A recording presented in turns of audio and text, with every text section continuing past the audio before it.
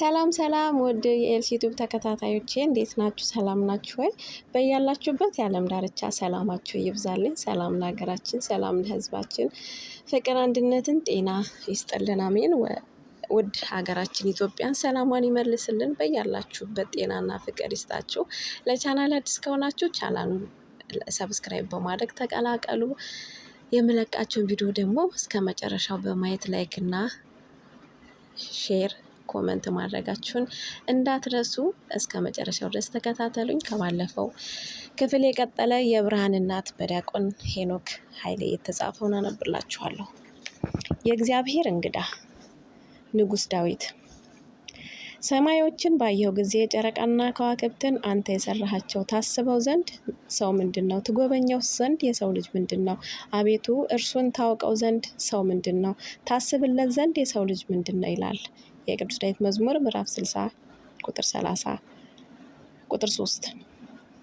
ንጉሥ ዳዊት የሰማይን ርዝመት፣ የፀሐይን ርቀት፣ የጨረቃና ከከዋክብት ውበትና ብዛት ሲያዩ ቁመቱ ከ2 ሜትር የማያልፈውን ደቃቁን የሰው ልጅ እግዚአብሔር ማስታወሱ ራሱ ደነቀው። እውነትም እኛ ካለንበት ጋላክሲ ውጪ ያሉትን እጅግ ብዙ ዓለማትና ድንቃድንቅ ፍጥረትን አስተውለን በተረዳን ጊዜ እግዚአብሔር ስፍራ ቁጥር ከሌለው ድንቅ ፍጥረት ሁሉ ለይቶ እኛን ያስታውሰን ዘንድ እኛ ምንድነን እንላለን። እኛን ሊጎበኝ እስከ ሀሳባችን ድረስ ሊመረምረን መፍቀዱስ የሰው ልጆች ምን ስለሆንን ነው? ጻድቁ ኢዮብ ታከብረው ዘንድ ልብህንስ ትጥልበት ዘንድ ሰው ምንድን ነው እንዳለው እግዚአብሔር እኛን ማውቁ ብቻ ራሱ እኛ የሰው ልጆች ምን ስለሆንን ነው ያሰኛል። የራሳችንን ጠጉር ሳይቀር በቁጥር ያውቀን ዘንድ እኛ ምንድነን? ክፉ ደግ መስራታችንን በቀንና በሌሊት የሚከታተለንስ ምን ስለሆንን ነው? ማለዳ ማለዳ ስትጎበኘው ዘንድ ሁልጊዜ ስትፈታተነው ዘንድ ሰው ምንድን ነው? ኢዮብ ምዕራፍ 7 ቁጥር 18። እጅግ ውስብስብና ግዙፍን የሆኑ የእልፍ አላፍት ከዋክብትና የብዙ ሺህ ፀሐዮች ባለቤት እኛ የማናውቃቸው የብዙ ፕላኔቶች ፈጣሪ ባለ አጭር ቁመት ባለ ጠባብ ደረቶቹ እኛን ማየቱ ለምን ይሆን? በመጠኗ ከሌሎች ብዙ ፕላኔቶች የምታንሰው መሬት ላይ አፈር ዘግኖ የፈጠረውን ደካማ ፍጥረት ለቅጽበት እንኳ ዓይኑን ሳይነቅል መመልከቱ የሰው ልጅ ምን ስለሆነ ነው? ጻድቁ ኢዮብ እንዲህ ሲል ይጠይቀዋል። የማትተወኝ እስከ መቼ ነው? ምራቄንስ እስክውጥ ድረስ የማትለቀኝ እስከ መቼ ነው? ሰውን የምትጠብቅ ሆይ በድዬስ እንደሆነ ምን ላድርግልህ? ስለምን እኔን ለአንተ ዓላማ አደረግከኝ? ስለምን እኔን ሸክም ሆንሁብህ? ኢዮብ ምዕራፍ 7 ከቁጥር 18 እስከ 50። በዚህ ደረጃ ከንቱና ታናሽ የሆነው የሰው ልጅ የእግዚአብሔር የትኩረት ማዕከል የሆነበት ምክንያት በኦሪት ፍጥረት ላይ እንዲህ በአጭሩ ተጽፎ እናገኘዋለን። እግዚአብሔር ሰውን ከምድር አፈር አበጀው። ዘፍጥረት ምዕራፍ 2 ቁጥር 7። ቅዱስ ባስልዮስ እንዲህ ይላል። እግዚአብሔር ሰውን ከምድር አፈር አበጀው ከሚለው ቃል ውስጥ የሰው ልጅ ኢመንት መሆኑን ታላቅ መሆኑን እረዳለሁ። የተፈጠርንበት አፈር ብቻ ካየህ የሰው ልጅ ኢመንት ነው። የተፈጠረበትን ክብር ካየህ ግን የሰው ልጅ ታላቅ ነው። በእርግጥም እግዚአብሔር ሰማይና ምድርን ጨረቃንና ከዋክብትን የፈጠረበት መንገድ ሰውን ከፈጠረበት ሁኔታ ጋር ሲታይ የሰው ልጅ ከሁሉም ታላቅ ነው። እግዚአብሔር ከብርሃን ጀምሮ በምድርና ሰማይ ያሉ አካላትን የፈጠረ ለይኩን ይሁን በሚል ሁኔታዎች በቃሉ ተናግሮ ነበር። ብርሃን ይሁን ሲል ብርሃን ሆነ፣ ጠፈር ይሁን ሲል ጠፈር ሆነ፣ የብስ ይገለጥ አለ፣ የብስ ሆነ። ምድር ዘርን ታብቅል አለ፣ በቀለ። ብርሃናት በሰማይ ይሁን አለ፣ ብርሃናት ሆኑ። ውሃ ተንቀሳቃሾችን ታስገኝ አለ፣ ተገኘ። ምድር እንስሳትን ታስገኝ አለ፣ ተገኙ።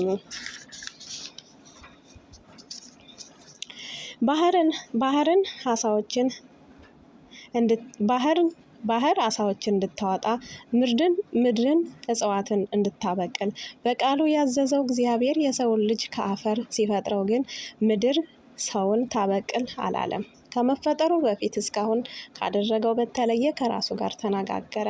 ሰውን በመልካችን እንደ ምሳሌያችን እንፍጠር በሚል ልዩ የሆነች ምስክር ሥላሴ እግዚአብሔር ከራሱ ተማክሮ ሰውን ሊፈጥር ወደደ።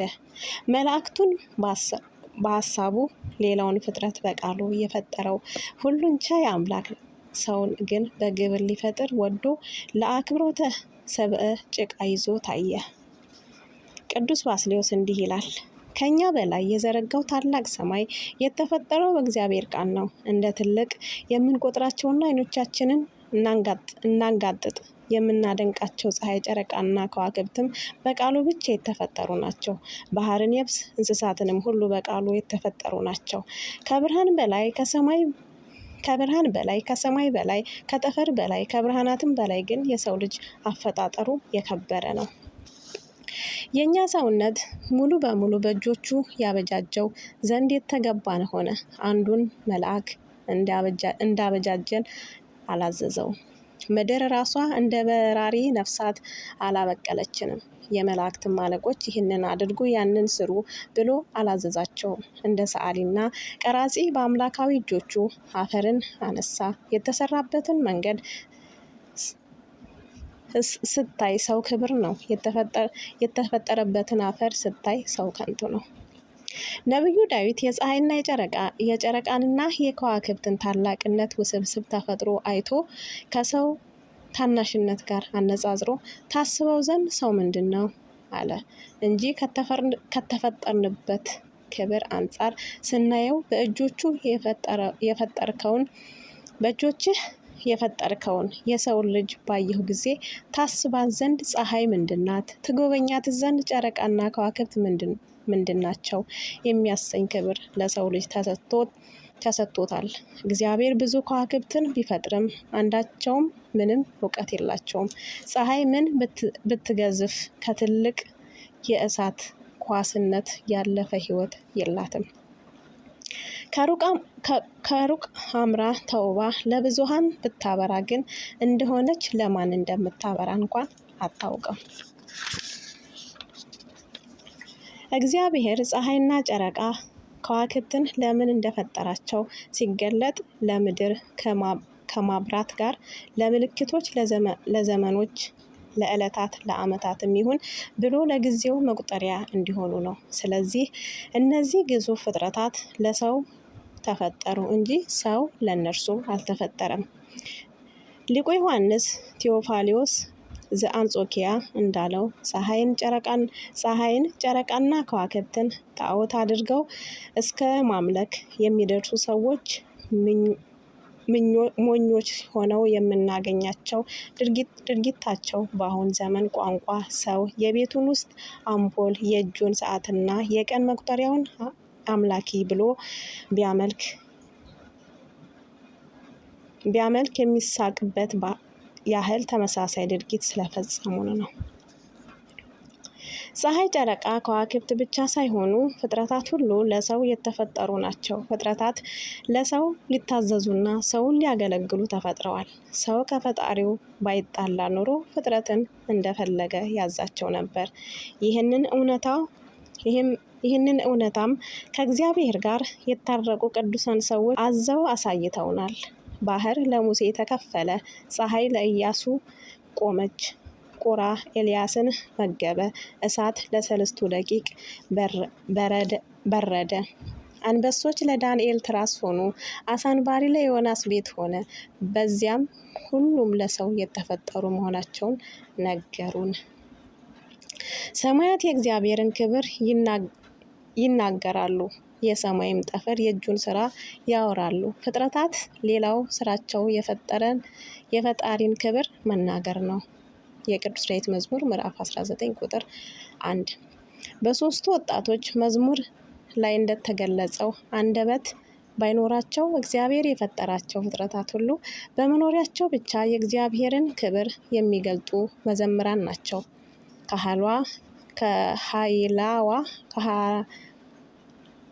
ከኃያልዋ ፀሐይ እስከ ትንሿ ጉንዳን ድረስ ለፈጣሪያቸው ይዘምራሉ። ከዘማሪዋ ወፍ እስከሚያንቆራቁረው እንቁራሪት ድረስ ፈጣሪያቸውን ያመሰግናሉ። ለዚህ ሁሉ ለዚህ ሁሉ ማህሌታውያን ፍጥረታት የመዘምራን አለቃቸው የሰው ልጅ ነበረ። ከነዚያ ሁሉ ድንቅ ፍጥረታት የበለጠው ፍጥረት በፈጣሪው አምሳል አዋቂ ገዥና ሕያው ሆኖ የተፈጠረው የሰው ልጅ ነው። እግዚአብሔር ሰውን በመልካችን እንደ ምሳሌያችን እንፍጠር ሲል ሰምተው ቅዱሳን መላእክት እግዚአብሔርን የሚመስል ፍጥረታት እንዴት ያለ ነው ብለው ሊያዩት የጓጉለት ግሩምና ድንቅ ፍጥረት ሰው ነው። ሰው የእግዚአብሔር ድንቅ ስራ ነው። መላውና ሐዋ ተጠቅልሎ የያዘ የንጉሥ ዓለም ከመላው የከዋክብት ስርዓት በላይ የተወሳሰበ አእምሮ ያለው ጠቢብ ሊኖር እንጂ ሊሞት ያልተፈጠረ ንጉሥ በእጆችህ ስራ ሁሉ ላይ ሾምከው እንደሚል እግዚአብሔር በፍጥረታቱ ላይ የሾመው ገዢ ነው። የቅዱስ ዳዊት መዝሙር ምዕራፍ 80 ቁጥር 7። ሰውን እግዚአብሔር በአርአያውና በአምሳሉ መፈጠሩ ራሱ በቃሉ እንፍጠር ብሎ መስክሮ መናገሩ የሰው ልጆችን ከፍጥረታት ሁሉ በላይ ከፍ ያለ ያደርገዋል። ምንትኑ ይከብር እመዝንቱ ማዕረግ አየ መህለ ዘይሃአብየ ምዝእንቱ ትምህርተ። ከዚህም ክብር የሚበልጥ ምን ክብር አለ? ከዚህ ትምክህትስ የበለጠስ ምን የሚያስመካ ነገር አለ? እንዳለ ቅዱስ ጎርጎርዮስ ዘስኑስ። እግዚአብሔር ሰውን ከፍጥረታት ሁሉ በላይ መጨረሻ መፈጠሩን የክብር እንግዳ ቦታ እንደሰጠው የሚያሳይ ነው። እንግዳ ከመምጣቱ በፊት ሁሉ ነገር እንደሚያዘጋጅ እግዚአብሔር ሰማይን በከዋክብት አጊጦ ምድርን በአበባ አስቦ ያቆየው በመላእክት አሳጅቦ የተበቀለው የእግዚእ እንግዳ የሰው ልጅ ቅዱስ ዮሐንስ አፈወርቅም እግዚአብሔር ለፍጥረታት ሁሉ የደፋላቸው ዘውድ አክሊል ፍጥረታት አዳም ነው ይላሉ። ንጉሥ ሁሉ ልብሱን ለብሶ ከተዘጋጀ በኋላ በመጨረሻ ላይ ዘውዱን እንደሚደፋ እግዚአብሔር የፈጠራቸውን ፍጥረታት ሁሉ ከተፈጸሙ በኋላ በላያቸው ላይ አዳም የተባለ ዘውድ ጫነላቸው። ቀጣዩን ክፍል በቀጣይ ቪዲዮ ይዤላችሁ እመጣለሁ። እስከ መጨረሻው ድረስ ተከታተሉ ዘንድ በድጋሚ በትህትና ጠይቃችኋለሁ። ስለነበረን ቆይታ ከልቤ አመሰግናለሁ። ቻናሉን ላይክ፣ ሼር አድርጉ። አመሰግናችኋለሁ። መልካም ጊዜ ይሁንላችሁ።